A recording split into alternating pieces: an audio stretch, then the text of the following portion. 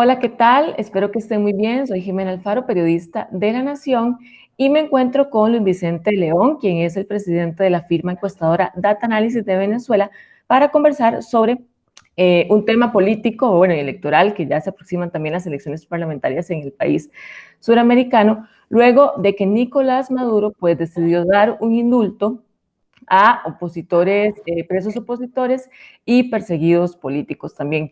Don Luis Vicente, muchísimas gracias por acompañarnos, gracias por estar acá. Un placer siempre conversar con ustedes. Muchísimas gracias. ¿Cuál es el significado que tiene esta decisión de Nicolás Maduro? ¿Lo podemos ver como un buen gesto o una maniobra política? ¿Cuál es su lectura, don Luis Vicente? Bueno, yo creo que lo puedes ver de las dos maneras, es decir, porque ambas se fusionan, ¿no? Es decir, una decisión de un gobierno y sobre todo una decisión de este tipo que involucra liberar presos políticos, por cierto, o sea, no liberar cualquier preso, liberar presos políticos que ese mismo gobierno había apresado y había apresado, en mi opinión, a personas inocentes por diferencias en sus opiniones, en sus posiciones, por sus batallas y luchas políticas, y no solamente apresado, algunos perseguidos, algunos exiliados, algunos inhabilitados, que han sido desencarcelados, que han sido rehabilitados políticamente para la participación política y que pueden regresar algunos de esos diputados que estaban exiliados. Es una decisión contundente. No hay una decisión de ese tipo por parte de un gobierno si no tiene un interés particular, un interés político. Es decir, todas las decisiones de gobierno tienen un interés político. Pero a la vez, yo arrancaría por decir que más allá de cualquier interés político, es una buena noticia que unas personas injustamente presas se liberen o que un grupo de políticos que puedan regresar a la participación política tiene que ser celebrada. A mí me parece completamente absurda la posición de casi que de criminalizar a los presos que se liberan diciéndoles, tú no puedes, no te dejes liberar, porque ese gobierno no es un gobierno legítimo y él no te puede indultar porque él no es el presidente. O sea, tampoco te podía apresar entonces si no es el presidente. Y en concreto, estás preso. ¿Y quién te puso preso? Ese gobierno. ¿Y quién te libera o te saca? Ese gobierno. O sea, pues claro que tienes que salir y tienes que continuar, recuperar tu libertad, que además es justa y tu lucha o batalla política. Entonces, hay una combinación de factores. Hay un evento positivo en eso y hay obviamente también un interés político. ¿Cuál puede ser en el segundo nivel ese interés? Es decir, ¿qué puede estar motivando al gobierno de Maduro a aceptar una decisión como esa, luego de haber apresado prácticamente a cualquiera que se le pasara por el frente, cualquiera que quisiera participar en política, cualquiera que lo retara, terminaba preso o exilado? Es decir, ¿por qué los libera? Bueno, yo diría que es, como la mayoría de las cosas en política, una combinación, no es una sola razón. La primera, yo diría que al gobierno le interesa potabilizar la elección parlamentaria, pero no porque crea que está en aprietos la elección parlamentaria, es al revés, es porque sabiendo que la elección va a ocurrir, porque la va a sacar, más allá de si es legítima o no es legítima, si la oposición participaba o no participaba, la elección iba a ocurrir, el gobierno la iba a controlar, va a ganarla, porque obviamente es una elección no competitiva donde él controla el árbitro, el Tribunal Supremo, él controla los recursos, la plata y hasta quién se puede lanzar, pues por supuesto que la va a ganar. Es decir, pero él estaba cómodo en el evento de su triunfo, pero que probablemente necesita, una vez que no corre grandes riesgos, necesita tener una oposición relativamente potable en esa asamblea. Claro, siempre que no represente un peligro para él, siempre que no pueda ganar. Entonces, ¿cómo lo hace? Bueno, al liberar los presos, probablemente él está buscando unos mecanismos de estímulo con algunas fuerzas políticas opositoras mucho más representativas que las que había logrado reclutar previamente, que no tenían ningún tipo de conexión popular, que eran minoritarias, mal vistas, sin imagen, sin influencia, etc. Él logra probablemente estimular dos cosas. La primera, calmar a sus propios aliados, Turquía, Rusia, China, que llega un momento en que, incluso siendo sus aliados y siendo gobiernos también bastante autocráticos, oye, un momento en que también le estaban diciendo seguramente, pero no puede ser que tú metas preso a todo el mundo. O sea, ¿por dónde agarro yo un respaldo a una elección donde todos tus enemigos están presos? Es decir, es un poco como, que yo creo que hasta incluso sus aliados tenían que haber estado pidiéndole ciertos actos de magnanimidad política y de liberación para poder sentirse un poco más confortables en el proceso. Y por eso probablemente Turquía sirve como uno de los intermediarios para la liberación. ¿Pero con quién? Bueno, pues con Enrique Capriles y con Stalin González, que son actores que ya no provienen de la Mesa de Diálogo Nacional, que no provienen de las minorías opositoras, sino que provienen más bien del G4, provienen de los partidos formales, institucionales. Además, un líder que ha sido 2 veces candidato presidencial y que tiene, más allá de sus niveles de popularidad, que todos los líderes opositores la tienen bastante deprimida, es un líder con alta influencia, que no puede ser acusado. Bueno, es acusado, porque no tiene sentido acusarlo ni de colaboracionista, ni de comprado, ni de chavista. Si algo que no se puede acusar a Enrique Capriles de eso. Tú puedes no estar de acuerdo con él, tú puedes criticar su acción, pero definitivamente es un líder fundamental de la historia del país y es un líder fundamental de la oposición. Bueno, ese líder tenía ganas ya de buscar algo fuera de la caja y lo había dicho en varias oportunidades. ¿Y qué? ¿Por qué? Bueno, porque la tesis de Capriles, igual que la de Stalin, igual que la de muchos otros venezolanos, es que la propuesta de la oposición institucional, respaldada por el gobierno norteamericano, respaldada además férreamente por el gobierno norteamericano, es que tú no puedes participar en una elección que no tiene las características competitivas de un gobierno que ha hecho barrabasadas, como por ejemplo nombrar el Consejo Nacional Electoral por el Tribunal Supremo de Justicia y no por la Asamblea, o intervenir los partidos opositores, etc. Entonces, los argumentos del G4, de Guaidó y de Estados Unidos para rechazar la participación en la elección son argumentos sólidos, es decir, son verdad. Y por supuesto que esa elección no es una elección democrática ni una elección competitiva. Pero, ¿dónde está el problema? El problema es que, siendo ciertos los argumentos, no son capaces de responder una pregunta muy importante, que es, bueno, y luego de que te abstengas, ¿qué? Esa abstención, ¿cómo la conviertes en energía cinética que pueda realmente generar esperanza de cambio en un gobierno con el cual te has enfrentado por esas mismas estrategias durante muchos años, pero en esta última etapa, por 20 meses, a la cual habías hecho una promesa, digamos, un mantra de cese de la usurpación, gobierno de transición, elecciones libres, que ninguno de los tres ocurrió, pero además ninguno de los tres está cerca de ocurrir con la estrategia que tú mismo has planteado.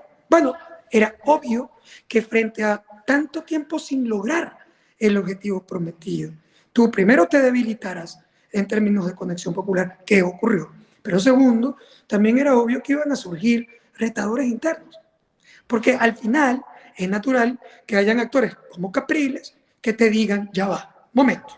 O sea, tú me estás diciendo que yo vuelva a repetir lo que ya tú hiciste 20 meses sin funcionar.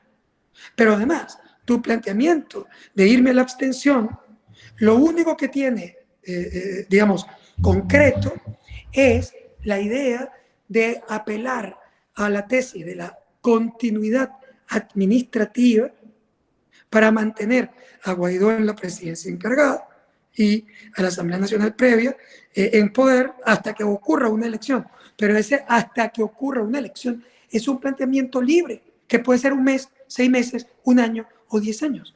O sea que tú me estás diciendo que yo tengo que aceptar tu propuesta de abstención para mantenerte a ti sin tiempo definido, sin tener que validarte en un proceso electoral y además controlando tú todo y yo nada. Y en adición, ni siquiera prometiéndome que puedes cambiar el gobierno. Bueno, obviamente eso era difícil. Y entonces cuando Capriles lo rompe ayer, que ya venía obviamente avanzando desde las negociaciones previas para liberar los presos políticos que probablemente hayan sido condiciones establecidas por Capriles para ir a participar en el proceso electoral y que al gobierno le interesa, porque también le interesa que participe sabiendo que no va a ganar. ¿Por qué sabe que no va a ganar? Sabe que no va a ganar porque va a dividir. O sea, a ver, la oposición es mayoría, es claramente mayoría en Venezuela, pero si van totalmente fracturados, la probabilidad de que la abstención se convierta realmente en algo simbólico o que la votación se convierta en una votación masiva que le haga difícil al gobierno el fraude electoral o que se construya un momentum de lucha política como el de Bolivia o como el de Perú de Toledo, etcétera, se ve muy limitado en la medida en que la oposición está dividida. Entonces, y eso es lo que está pasando. La oposición sí está yendo, o digamos, con lo que está ocurriendo ahora de cara a estas elecciones, irá completamente fragmentado. O sea, vemos una fractura mucho más fuerte ahora entre Capriles y Guaidó. Totalmente. Ya existía. Lo que pasa es que yo creo que en los momentos en los que tú tienes esperanza de que se pueda resolver un problema, tú puedes unificar. Claro, puedes pegar con chiclets. La oposición siempre está pegada con chicles porque tiene visiones distintas de cómo enfrentar el problema. Y es natural. Eso no es una crítica, es una descripción. El ser humano tiene formas distintas de pensamiento y la oposición es heterogénea y democrática. Y por lo tanto, en democracia tú no puedes exigir que todo el mundo piense lo mismo. Tú puedes buscar reglas de juego comunes, consensuadas, para poder decidir ante la diferencia de opinión. Y eso es exactamente lo que no hay. No hay reglas de juego consensuadas para dividirla, para dirimir la disidencia. Entonces, ¿quién en realidad rompió la unidad? Capriles porque va a la elección. Capriles podría decir, yo no rompí la unidad. Guaidó impidió, por ejemplo, que una propuesta distinta luego de 20 meses de fracaso se pudiera aprobar y no nos permitió ninguna ruta para validar ese proceso, porque la oferta de negociación era únanse, eso sí, vamos a unirnos en torno a mi propuesta, no hay ninguna otra opción, que además no solamente fue Guaidó, también Estados Unidos estableció la misma condición. O sea, Estados Unidos no dio ninguna posibilidad para que la oposición tomara una decisión distinta a la que ellos estaban colocando sobre la mesa, que era abstenerse. O sea, si no te abstienes, eres el enemigo. Tanto que cuando una fuerza política opositora como la de Enrique Capriles decide participar, la respuesta del vocero formal de los Estados Unidos es: Capriles se vendió barato. Ya va, un momento. O sea, esa es una oposición digamos, que está viva y que puede tener diferencias de opinión. No tiene por qué estar comprado. Simplemente puede tener una visión distinta de cómo enfrentar el problema o no. ¿Y acaso no tiene derecho a pensar distinto? Esa no es básicamente precisamente la democracia. Entonces, yo siendo sincero, no creo que la propuesta de participación va a resolver el problema. Es decir, yo sinceramente creo que la oposición está en un dilema falso de votar o no votar, porque con ninguno de los dos va a lograr el objetivo de sacar a ese gobierno del poder. La abstención pasiva, lo único que puedes pescar con una abstención pasiva es un resfriado. Es decir, porque simplemente te quedaste en tu casa, porque le entregaste toda la institucionalidad a tu adversario, porque además los gobiernos que se quedan luego del fin de su periodo y se quedan por continuidad, pero que no puede ofrecer realmente un cambio de gobierno en una acción que pueda reconstruir la esperanza de esa población, tiene vida corta. Entonces, al final pierdes la popularidad, pierdes el respaldo de la población y también vas a perder el respaldo internacional.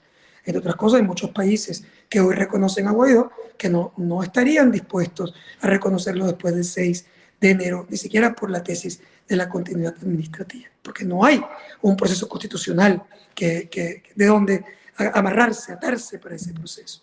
Entonces, Pero, escuchándolo, perdón, continúe. sí, pero tampoco es verdad que la convocatoria electoral de Capriles tiene mucha posibilidad de masificar la participación social. O sea, ¿va a haber mucha gente que vote? Sí. Y creo que va a articular y va a darle vida y oxígeno al sector político. Y creo que tiene algunas bondades importantes. Siempre prefiero la acción, aunque sepa que no va a tener un resultado, o crea que no va a tener un resultado exitoso, prefiero la acción que la pasividad.